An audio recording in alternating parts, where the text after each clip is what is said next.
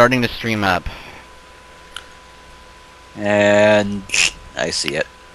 Alright. So, welcome to part 1 of EksFaktr's Let's Play for System Shock 1. Joining me this time, I have my brother, Wild Weasel. Yo.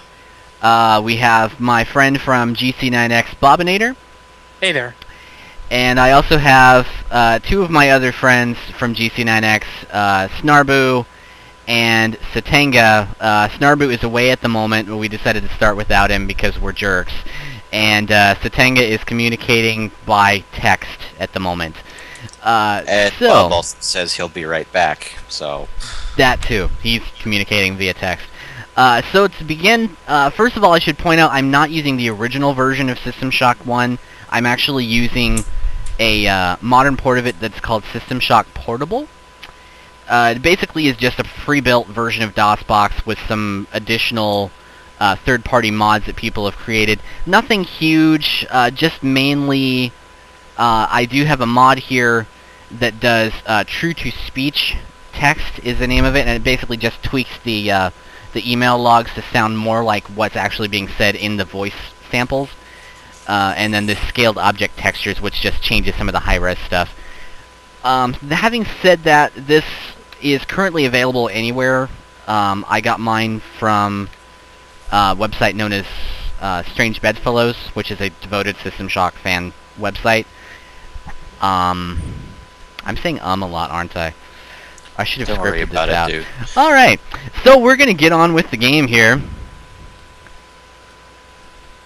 As soon as it loads, right? As soon as it loads. Should take a moment. Did it reset my mixer? No, it did not. That makes me happy. Let's go ahead and watch the intro for those of you who've never seen this. Sector 11, Building 71G. 7 April 2072. 11:13 p.m. Hacker begins unauthorized entry. And just a little piece of information here. Corporate network. The lady doing the voice of Shodan in this game, for those of you who didn't know this, she's actually the wife of the was it the sound director? I believe it was their lead sound designer, yes. Yeah. And she also did a voice in one of their other games, Terra Nova.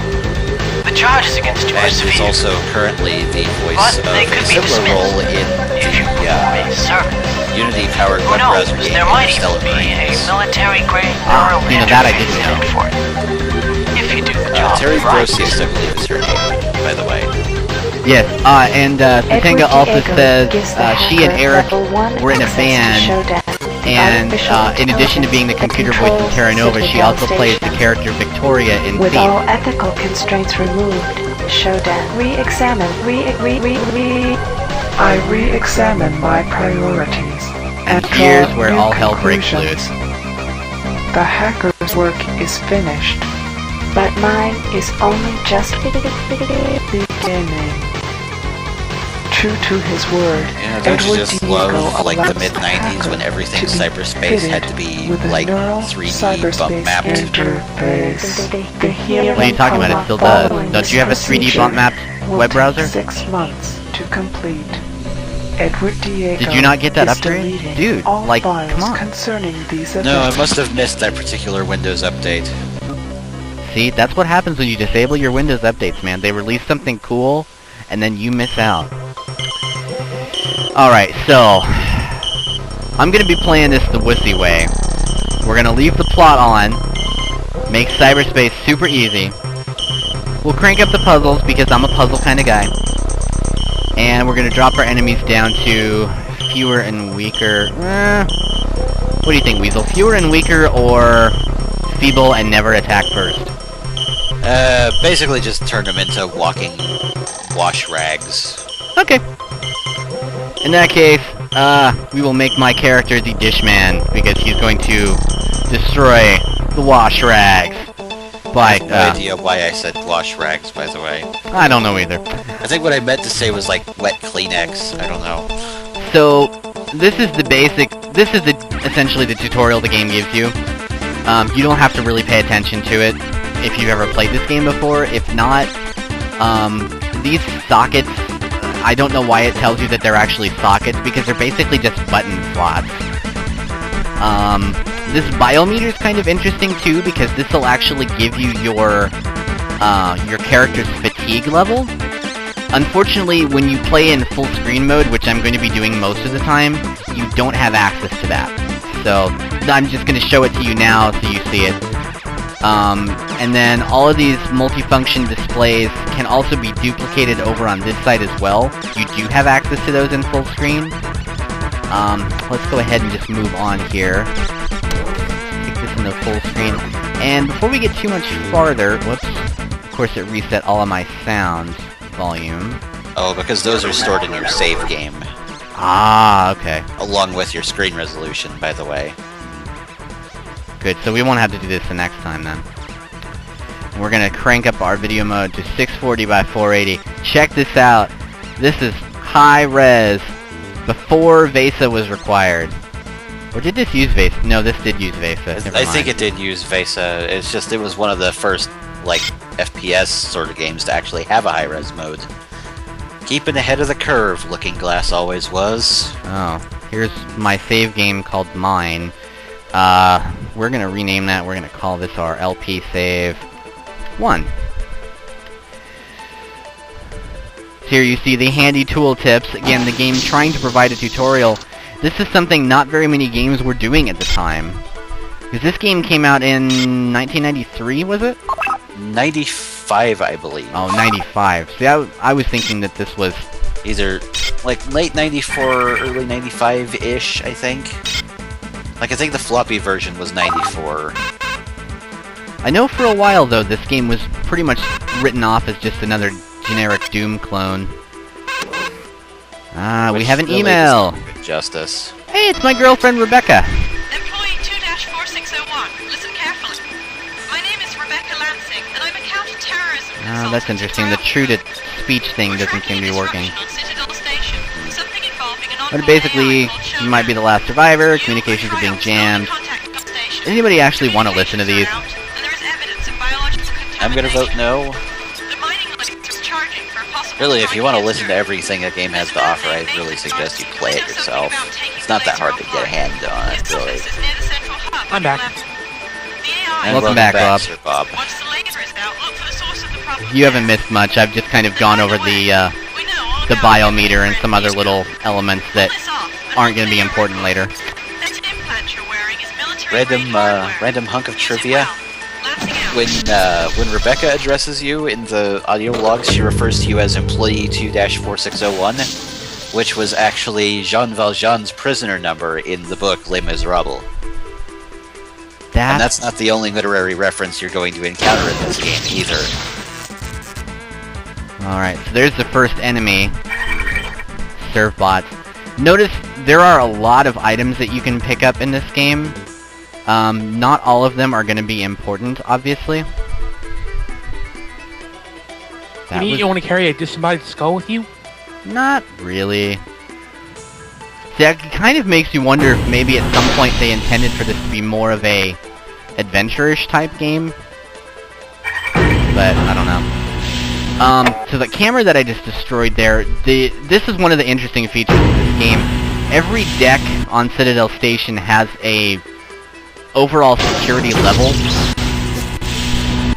And what happens is, Shodan, the computer... Oh, here's Shodan now. Welcome back to Citadel Station. We hope your This is a pre-recorded greeting. went well. Today is the 6th day of November, year 2072. You are currently in the healing... So November 6th, 2072. One of my kids would be about 60 now. We're also going to go ahead and collect that blue log there. And the storage cells are And there's a random the flight deck beaker is on that we level don't need 5. for anything. Level 6 holds crew facilities. So Shodan's going to keep babbling on in the background. Is systems engineering. I was saying something important, wasn't I? I think about the security level something. Yes. So the overall security level will actually affect certain things on the deck, like there will be doors you won't be able to open, or energy towers you won't be able to use to recharge. In fact, I'm going to actually show you one of those right now. Not the crate. By the way, this game fails start to crate pretty heavily. If anybody still uses that. So here's the energy stations you find. And I always try to make a note when you do the full screen map. I always try to put a note on the map saying power station here, just so that you can go back and find those later. And note you can also why does it say double click if you can't double click? Weird. Okay. Yeah, well. You're supposed to be able to pull up those map notes in game, but for some reason it's not working for me. I think you can also highlight them on the map by clicking in the map, I think. Yes. I might be wrong. So now we have a keypad. We don't have a code for that keypad though. So Speaking of RPG elements on the like dead System dude. Shock 2, what's that, Bob? I'm sorry, I think Weasel said something. Go ahead. There's a log, I think, that you picked up. That Yes. has that. That was the next point I'm going to get into. There are a lot of logs that you can collect in this game, and then I won't say that this was the first game to do it, because I think Marathon might have predated it. Maybe just slightly. I forget which one came out first. Marathon did it differently though, because it wasn't that you found them and collected them.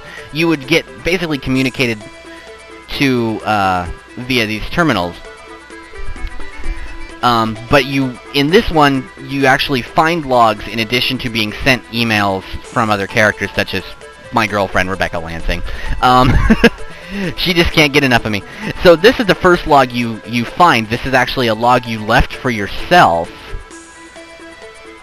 before they sent you into the hypersleep. So it's kind of a little note.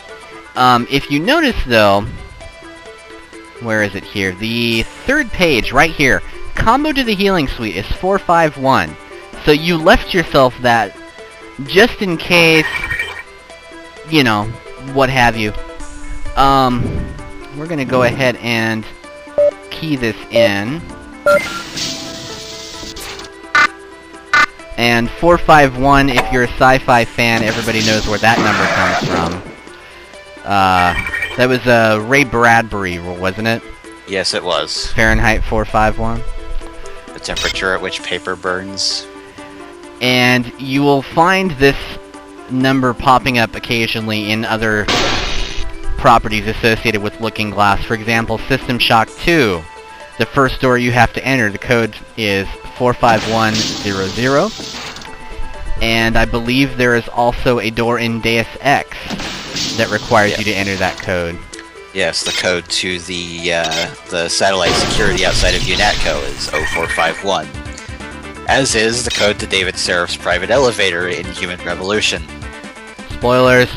Wait, really? I didn't know that. Yeah, it's right in the intro. Oh. Okay. Apparently it pops up in the BioShock games as well, but then again, the BioShock games, I don't think they ever actually make you enter codes. So... No. Same with the much disappointing and only slightly deserving of it Deus Ex 2 Invisible War. I don't know, I kind of have a love-hate relationship with that game. It's fun, it's got good bits to it, but the bits that it don't work so well just kind of ruin the rest of it. So here's the first puzzle. Sorry, go ahead. I don't mean to interrupt. I just want to point this out. Yeah, well, I'm not gonna hijack your Let's Play with my needless ranting, so... It's not hijacking. I invited you. It's entirely up to you, my brother. So, this puzzle really doesn't serve any purpose other than to provide you a shortcut into a different part of the level. Let's see here. Oh, it's like how you bounce down the elevators. Yeah, the physics in this game were always a little bit wonky. I remember reading once in one of the earlier versions, it was patched out in one of the later floppy versions, and the CD version, it's completely gone. If you activated a certain set of power-ups and then leaned your character over to the side, oh yes, which you can totally do. Notice the minifigure up in the top there. You can actually lean around corners in this game. It was actually possible to turn your view screen, your viewpoint in the game perfectly sideways. Oh yes, doing a wall of death with the hover skates augment. Yes. Now, these guys will occasionally drop some handy items like Berserk combat boosters and things like that. The boosters work fairly interestingly in that all of them have an immediate benefit, but some of them have some rather interesting come-down effects. For example, there is a booster you find later in the game that allows you to see in the dark, but as a result of it, when it runs out, you can't see for shit. Oh yeah, I forgot to warn you, we swear a little bit. So... Yeah, well, what's the fucking problem with that? There's a switch. Also note, again, one of the odd adventure gaming trappings that this game has, if you left-click on things, it'll give you a description of what you're looking at. So, incandescent light, industrial tiles. Hey, there's an odd spot on this piping. What is that? Oh, that's a switch. There you go. Notice in this game you can also crouch.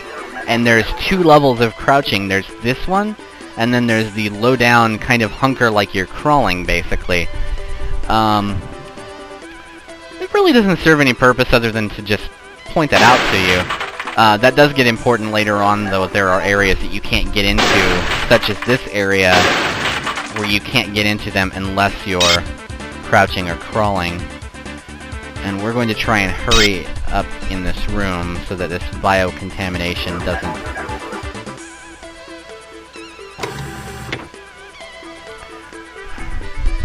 I should also point out, this game can be played entirely with the mouse if you're one-handed, or if you just don't like using the keyboard. Me personally, I rather enjoy the keyboard-mouse combination in this game because this is one of the earliest games to use a WASD keyboard setup. Although, naturally, it has its differences to a modern one. For example, the S key, instead of walking backwards, just moves you forward slowly.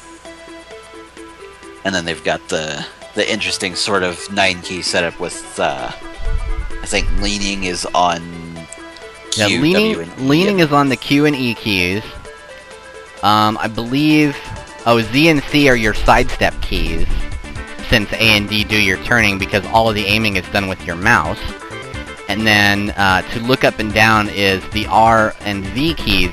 But again, as I mentioned, you can do that solely with the mouse if you find yourself either unable to get used to the controls on the keyboard, or if you're a differently abled person, you're not able to use both hands to play the game.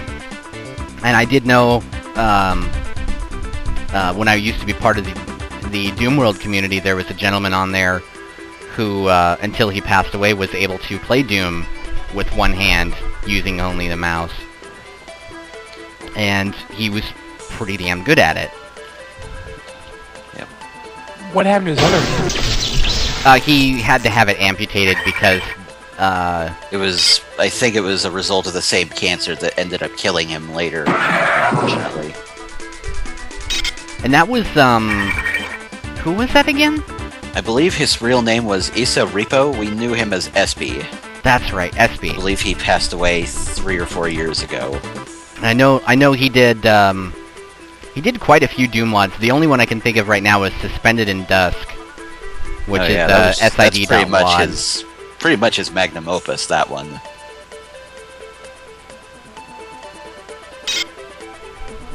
No, but SB was an awesome guy, though.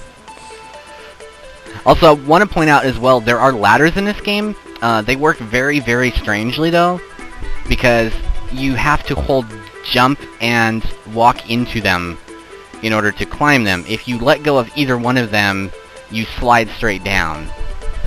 I never really understood the point of these. It seemed like they could have done stairs just as easily, so I think it was more of a case of mapping efficiency. The ladder on the other side of the wall always confused me, though. Oh yeah. Like, what's the point of climbing that? Oh. Also, There's the light. strangely, you can kind of bounce with jumping keys. Like if you time your jumps just so you can actually bounce higher and higher with every jump. I don't think there's an upper limit, but the timing seems to get more strict the higher you are.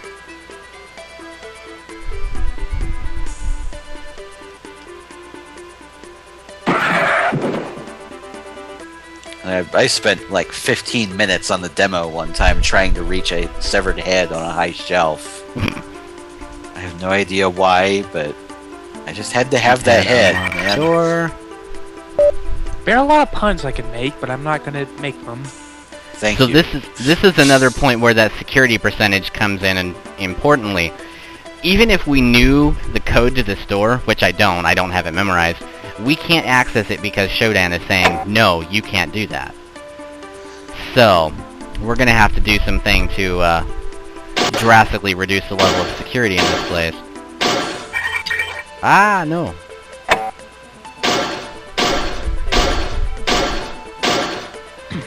I should I think also you need point to out, walk closer. due to the way the melee aiming works in this, it's kind of a pain trying to hit some of these cameras. You know, I'm surprised someone's tried to remake this game as a fan project or something. There have been numerous attempts, but none of them have ever finished. Like, Yeah, that's fan games for you. There was one person that actually figured out a way to take the data from the game and convert it to Doom 3 maps, but they never released their work and ended up disappearing shortly after they made the reveal. Well, the one I was most interested in was the project where they had actually figured out how to reverse engineer the data files, and were working on building a new engine that could interpret those data files. So essentially you could play System Shock 1 in a modern style gaming setup, kind of similar to System Shock 2. That was another one, though, that never really got off the ground. I think they had a working alpha where you could open up the levels and kind of wander around them with some of the similar physics intact, but there was no AI, so the enemies didn't show up. None of the scripts played. Basically, it was just the maps at that point. But it was a proof of concept, and it was the most that anybody had done.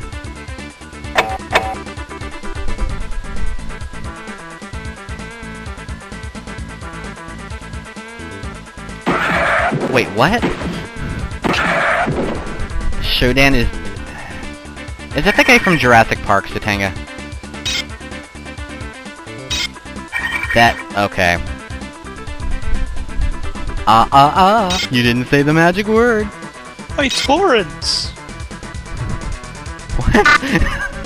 I'm sorry, I keep forgetting not everybody's seen that one. The Jurassic Park Sweded. Okay, There's so... a submission for the Be Kind Rewind contest, I think. Oh, I totally forgot I had the dart gun. So you do find some various and sundry weapons in this game. This one is probably one of the more useless weapons, because it doesn't actually outright kill anybody, it just stuns them. Although, considering we're playing on easy, the stun gun will work on literally everything. All you have to do is point and shoot. You can kill Cortex Reavers with it if you really wanted to. We won't go into Cortex Reavers just yet. Suffice to say, though, they suck. A lot. And there is a picture of Shodan in all her glory. This was another one of my favorite features of this game. Interactive textures. And here's my favorite weapon, the Star Trek phaser, Spark Beam. I'm gonna throw out the stun gun, actually, in favor of the Spark. The Spark Beam has the best feature ever. You can vaporize corpses with it, and they'll spit out all the stuff they were carrying. The downside to that, of course, being that when you do that, they go flying everywhere. You can't vaporize items with it, though. No, you can't. Dang. But it is nice to clean up those unsightly human corpses from all the corridors. But notice, again, this is another one of the weird features of this game. You could actually adjust the amount of energy that it would use, and this would have a direct effect... Oh, there's Shodan again. This would have a direct effect on the damage that it would do to the enemies. Again, in this stage of the game, the way that I have the difficulty set up, it's not going to do jack or shit. But it's still fun to play with. Or you can even do this, and fire an overload shot, which does an intense amount of damage, and also seriously attempts to overheat your weapon. We're not going to do that. As Tatanga mentioned as well, for some reason the music goes kind of foobar in these radioactive areas like this. I'm not sure why. I always kind of suspected that maybe it was a MIDI issue, like it was just something wasn't defined correctly, but that may not be correct either. That would probably be... has a weird sort of rudimentary dynamic music thing going on, and if you try and play the XMI files out of the game folder in a MIDI player, they are actually naturally that messed up. So that was apparently somebody's actual decision to make the music sound like that, as far as I can tell. But yeah, AdPlug opens XMIs, by the way, in case you decide you randomly want to listen to the music from this game. What does radiation do to you in this game? It's like a short-term poisoning effect, generally. Basically, yeah. I forget, does the spark beam have an outer... No, it doesn't seem to have a range. If you can see it, you can vaporize it. Again, basically just like a Star Trek phaser. I always wondered how you were supposed to aim those things. Were you just supposed to eyeball it? I think so. Or does it have a sophisticated automatic aiming system? Well, you know, if you pay attention on the show, there is at least one or two times where you can see him aiming for something, but the beam clearly doesn't fire directly out of the front of it, so it may be a combination of things. Having said that, though, how is it possible that somebody could still miss?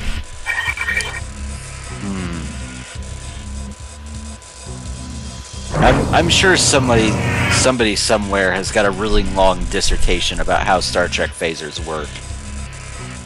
Probably the same people who collected the 30-minute video on YouTube of every logical error that Star Trek made describing itself.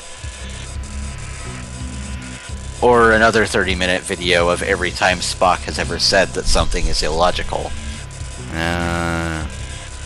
Because that's the community for you. People do that.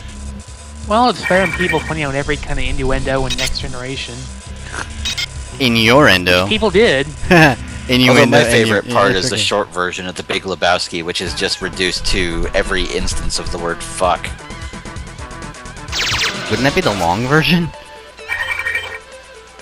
It's like if you cut out everything that is not somebody saying the word fuck, then it turns out to only be something like 15 minutes long, surprisingly. I still don't understand how they made a TV version of that movie. Somebody probably found a stranger in the Alps.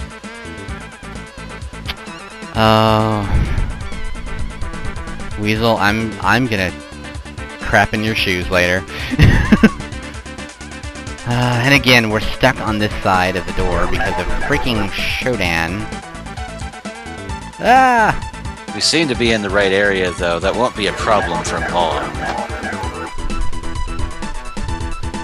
Also want to point out, I don't know how obvious this is on the stream that you guys are watching. Security door. If you look on the map, though, you can see little tiny red dots. Those are actually the cameras showing up on the map. And if you go in, again, to the full screen map, those do show up on here as well. So as long as you're... Oops. Oh, you can only set one... Oh, I see, I undid it. Okay. So as long as you have an area mapped, it will show you where cameras are that you've missed. And also, I have no idea what those guys are saying, but I swear to God they look like the Borg.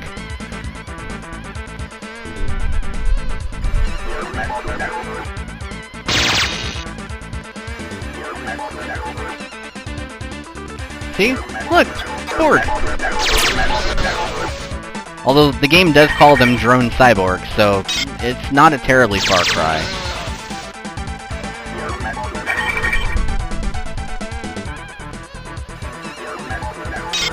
And another grenade.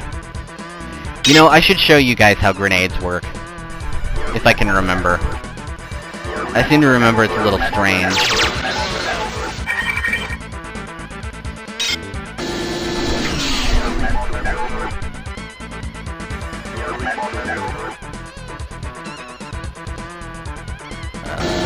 Those doors are a little strange, too.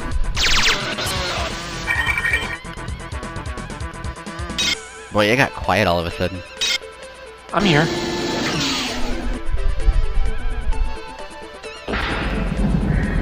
The thing I always thought they were saying, you're metal for metal something. I don't know. Like, those drone cyborgs are just totally metal, man. Yeah. You're metal for metal, metal, metal. Ooh, a concussion bomb. Isn't that like the non-lethal grenade?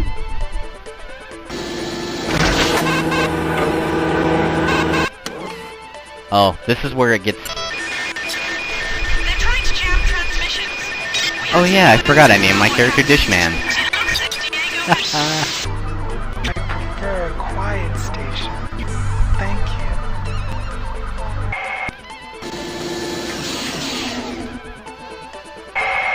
This elevator serves me alone. I have complete control of this entire level. With cameras as my eyes and nose as my hands. And there's what Shodan just told us. Insect. Can't get through the elevator because Shodan's a bitch. I mean, did I say that out loud? Wow.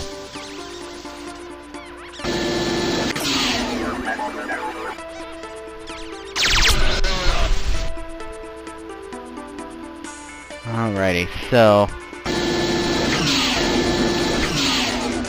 This exploration factors pretty heavily into this game, because the better you know a deck, the easier you're going to be able to get around it. And again, you're going to want to clear out as much of Shodan's security as possible. Oh crap, did I leave this thing unmuted the whole time? What? My headset? I didn't hear anything. The problem is the... it's just I'm worried about making really loud clattering noises and stuff. And if it happens, I'll just put a clatter warning at the beginning of the video. Yeah, well... I already thought I hit the button. I already have to put a mature content warning, so... Alright, well, so what did I miss? Is this the door I want to go through? No, I don't think... Well, maybe it is. Hang on. I don't know.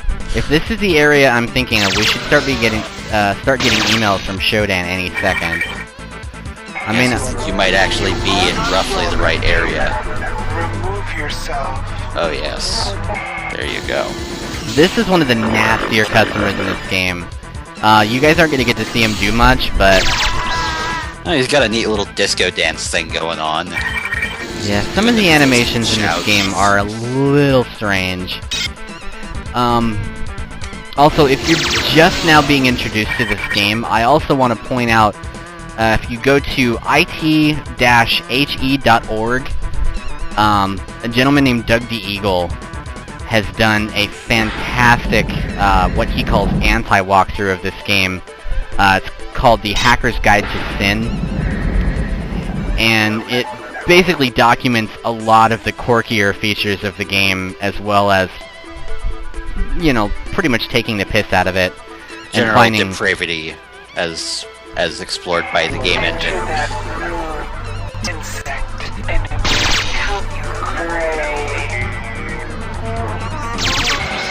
Well, now wait a minute. This one says enter that room and I will kill you. So, which is it, Shodan? Are you gonna kill me, or are you gonna bury me in this room later when I die?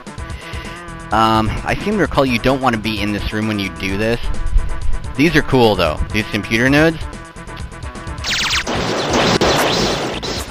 Yeah, that still hurt. You see how far down level of security went. 17% now. That means there's roughly about 8 or 9 cameras left in this level to find. Who are you? The computer nodes can This is one of the more interesting logs you get from her. Who are you? My cameras and probes scan your body, but you do not match any employee file. When my cyborgs bring you to an electrified interrogation bench, I will have your secrets. And you will I love how she talks about these electrified interrogation benches. You never see anything like this in the game, I'm pretty sure. At least if memory serves. Most of the threats that she makes to you are fairly empty.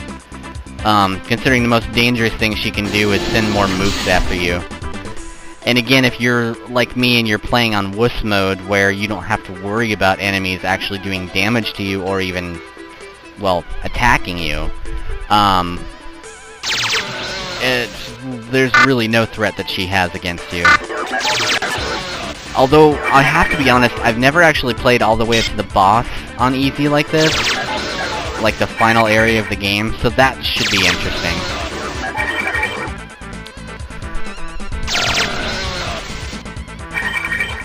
Okay, none of these guys are dropping. I should point out, I am collecting ammo from these guys, but you'll notice I don't have a weapon that uses it yet. You'll see that happen later. Grenades. Let's see.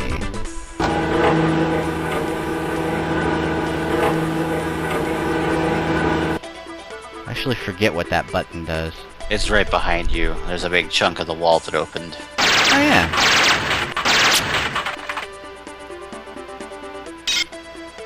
And there's another... See, now we can turn this on. It gives you health and fatigue. The problem with that is, though, that it uses up your energy. Which, if you're using energy weapons, you want to save that energy, because it is extremely precious. The thing with the energy stations is they can only be used once every so often. And again, if they're protected by showdown level security, you're not going to be able to use them at all. So, not a situation you want to find yourself in. Oh, these corridors are so damn confusing. Oh yes, I agree. I always get lost in there somehow.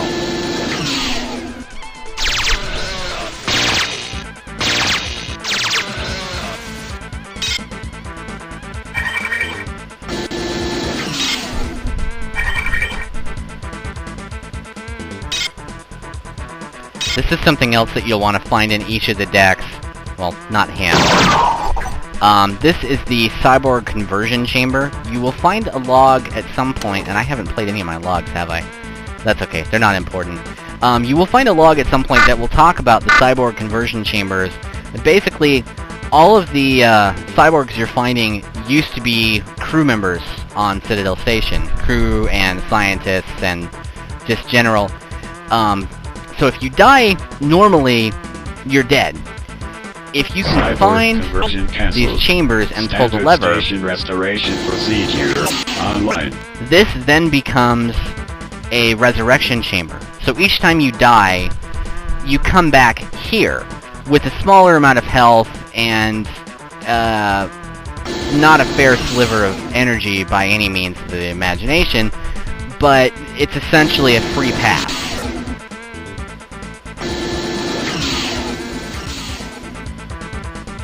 Let's see. So we probably could go into the elevator now, but I don't really want to just yet. Because again, I have not found my ultimate weapon. Oh, there's your ultimate weapon, and then there's your ultimate weapon. Like, more ultimate than the other one. Which would be the Magnum 2100? I believe so, yes. Ah. Although, later on in the game, it pretty much does get to the point where you're using the Magnum 2100 to shoot out cameras because you have nothing weaker. Because there's a space limit on how many weapons you're allowed to carry. Like, I think it's 8 or 9. Yeah, it's basically as many weapons as you can fit in here, text-wise. Or maybe it was 7. But at some point you are probably going to say, you know, this dart gun has served me well, but I no longer have the room for it in the face of this machine gun and this mag pulse cannon. Also, there is absolutely nothing preventing you from carrying multiples of the same weapon. So, keep a close eye out for that, because if you're not being careful, it's very easy to pick up something you already have. Although, if you're like me, you have an inventory full of spark beams all set to overload, and then you just swap them out like little energy derringers. Isn't it also possible to use the spark beams as kind of like energy grenades? Or am I thinking of something else? I think you might be thinking of something else. Damn. Shodan's still got my number.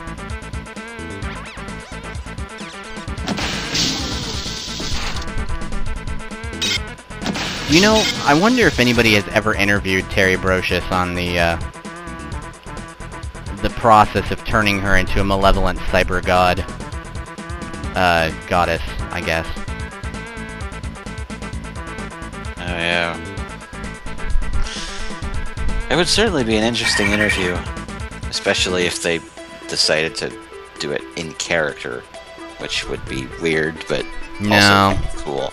You should never interview somebody about their character as that character. It just leads to confusion and torment and other things.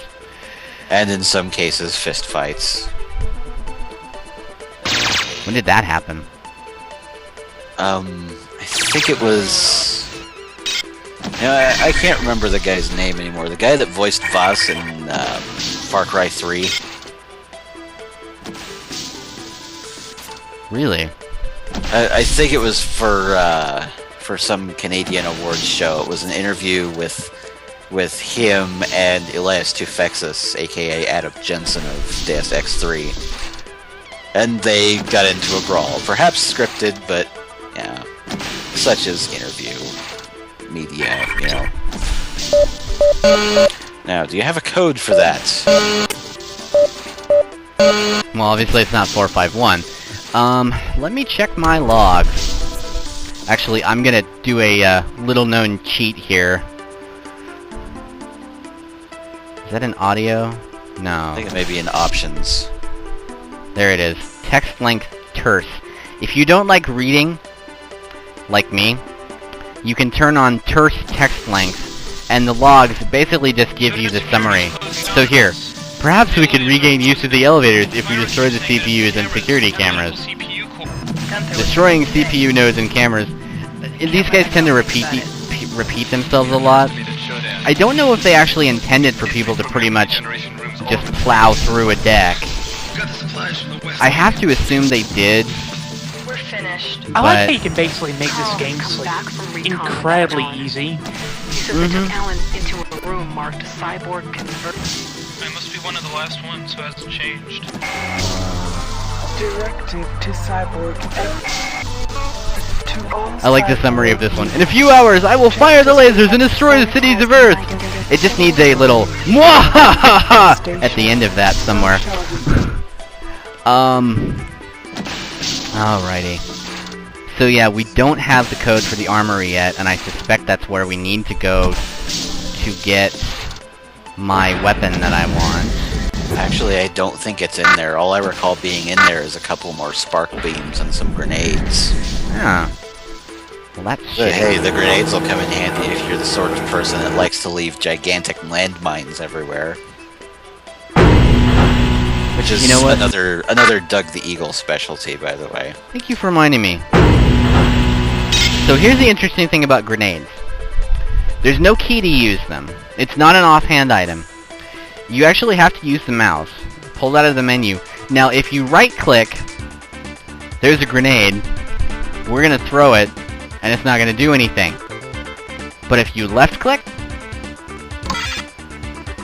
now we have a live grenade. Now, again, you don't want to left-click to throw, because if you do, well, okay, it doesn't actually do anything, apparently. I thought it dropped it. So we right-click to throw, And this will work again on... Yeah, it'll work on duds as well. So you could theoretically set up a trap for somebody.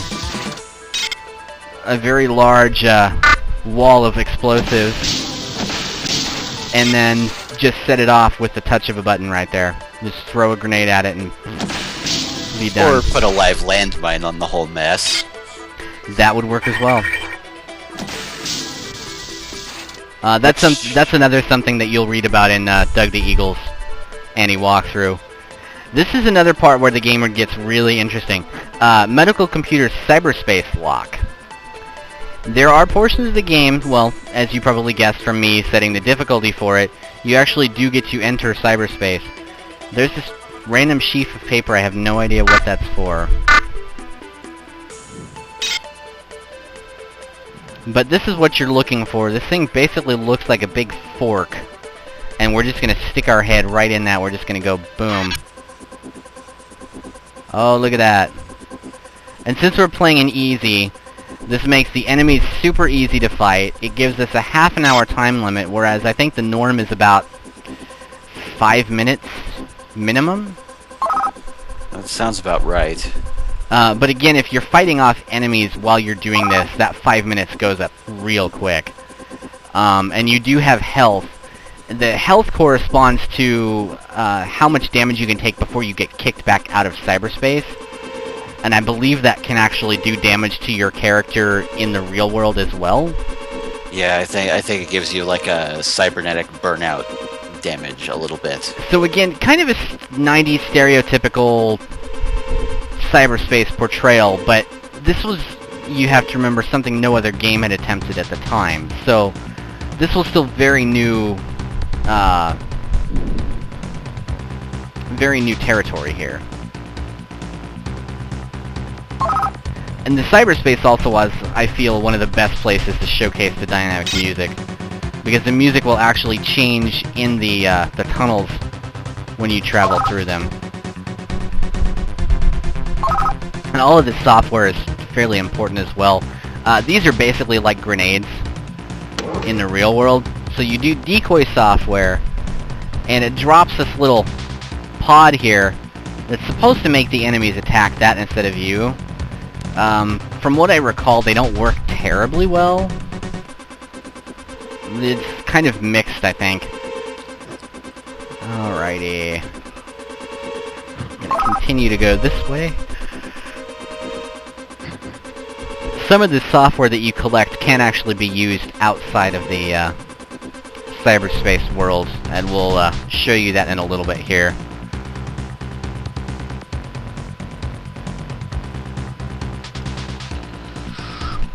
Alright. That guy's dead. Information node. Now the information nodes actually are a lot like the logs, where you can highlight these, and they will give you pieces of information that you can find otherwise. Yeah, like that one that says medical security door lock. Medical security door lock. Notice, this is another interesting thing. You can actually see other portions of cyberspace from here. And again, you can't do anything with them because you're trapped by the walls. But it's just interesting to see that. So now that we've unlocked that door, we want to find our exit. And that is... the ring thing, I believe. I believe you're right. There's the data fragment. Here we go. Shodan security presence controlled by CPUs and maintained by security cameras. So those are essentially like reading the summaries of the log. And poof, right back in the real world. Now if we come back up here to those doors, wide open. Thank you, Shodan. Now here's a fun weapon. The Mag Pulse. This is another energy weapon that actually uses ammunition. But it is fairly powerful. It's pretty much like a energy bazooka. I seem to recall it even does have a slight splash effect to it. I may be wrong about that though. Don't quote me. I don't remember for sure. If anything, it probably drains your energy if you're too close to the impact, but I might be wrong. I love that it says ineffective, but it still kills them.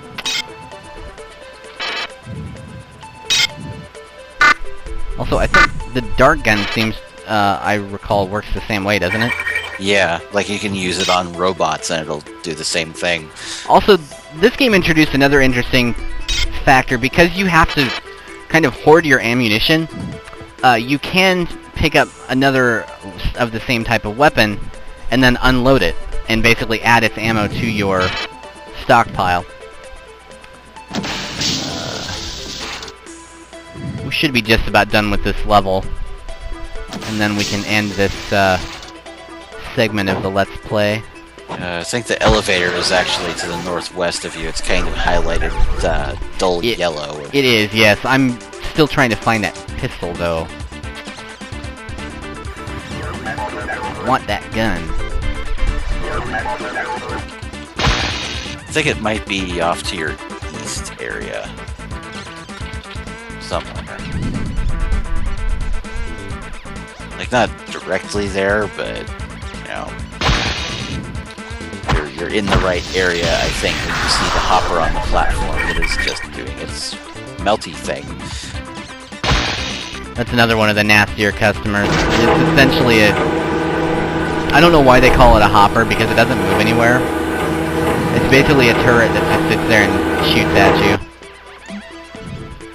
Broken lever. So that's a door that we won't be going through. Which is a shame.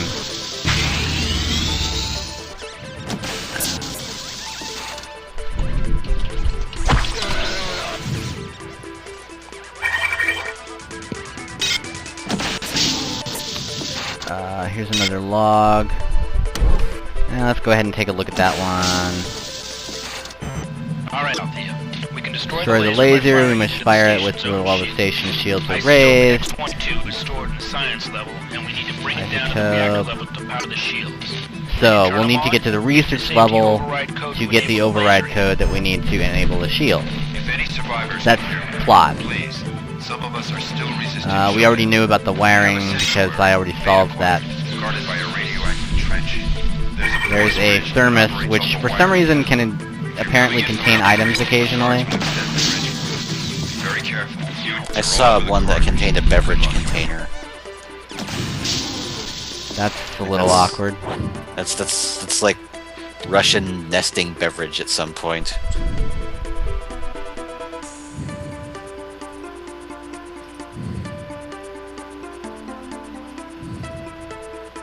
I'm not sure why that's broken, because I thought that at some point you could use that. Yeah, I think... hey,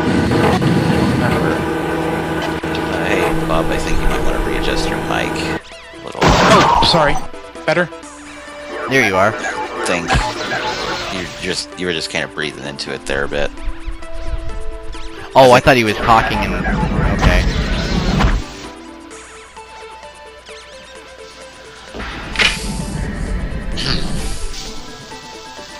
No, but, Also, if anyone's curious, I'm going to try out the new Leisure Suit Larry. oh, cool. I'll let it know how it is. I will be interested to hear what the music is like, to be honest. The music? Really? Yeah, because apparently they got some big-name music guy that had just finished doing either a movie or a TV series. Huh. Interesting. I'm gonna have to go and look at the product page again on it. We found the mutants fighting over the remains this morning. Okay, another... So I'm worried whether we can carry out Percy's plan. We're going to send Alan and Carl through the cyborg territory to reach the elevator. So we've been almost everywhere now. Okay, so I was wrong. The person in question is Austin Wintory. He was Grammy nominated and won a BAFTA award for the score for Journey on PS3. Ah. I've not heard anything about that game. Is it any good? It's art. That's what I'm going to say about that, because that's basically a criticism all its own.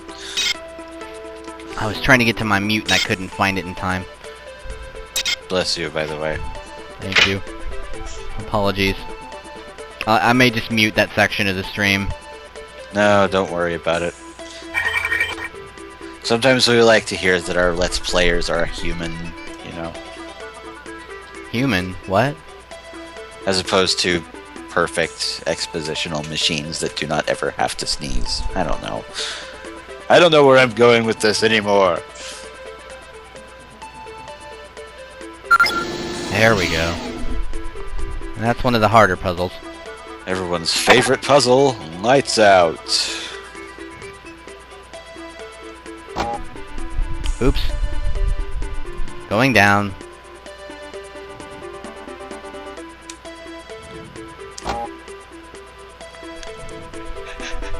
Now I thought the pistol was in here. No, it's in a weird, like, blue annex thing, I think. Okay. I do not remember. Come back to me, elevator. My memory is, how you say, the shit. I must apologize for my terrible accents, by the way. Don't apologize. I never had the chance to do my own Let's Play entirely in a fake Russian accent, so now I have to pollute this one instead. How dare you? You polluter. Well, we're back here again. I feel I should also mention this map is not the easiest in the world to read. Especially not with all the meshing geometry going on, especially up north. Like those weird sawtooth-shaped cyborg chamber things. Yes. It wouldn't be this area here. I think you just forgot to reveal a couple of walls up there. Yeah, I think that was a radioactive room, that's why I left. And that's part of the radioactive trench. Yeah. That's that weird window. What I do know is that you'll find a pistol and I think also a magnum on the next level if you just look around a bit. Alright. Well, we'll go ahead and head to the elevator then, call this deck a wash. We've reduced... high. Oh dear. We've reduced the security level to 0, and that's our main goal. There's really nothing else that we can do on this deck. And this door is still locked. Why is this door still locked? I think you have to unlock it from the other side. I don't think you can. There's I think if you go around starting from the south and then wrapping around west to north to east, whatever, you can find like a portion where you will be able to drop down a maintenance hatch to that elevator. I do not remember where exactly this is, but I think you're in the right sort of area for it.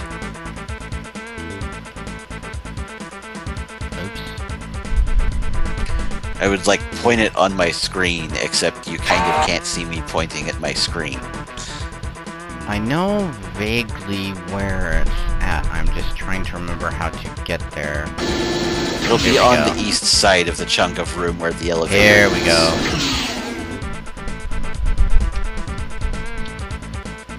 Right here. There's also another lead pipe in that little crawly hole. What would I do with 2 lead pipes? I don't know, throw one? Oh, there's the lock. Chunk. Another example of the dynamic music in action. It's also, the girl from elevator Ipanema. buttons. The elevator buttons will not work if the door is open. Attention to detail. Elevator door is still open. Wow, shit. Alright, let's push. Floor number 2. And look at that. Seamless. Not a loading screen to be found. How many games can say that? So we're going to call this Let's Play an end for right now. And when we return, we shall see if the hacker can survive. Deck 2 of Citadel Station! Dun dun dun! I don't know why I did that. So this is Weasel, Bobinator, Snarbu, apparently, and EksFaktr signing off until next play session.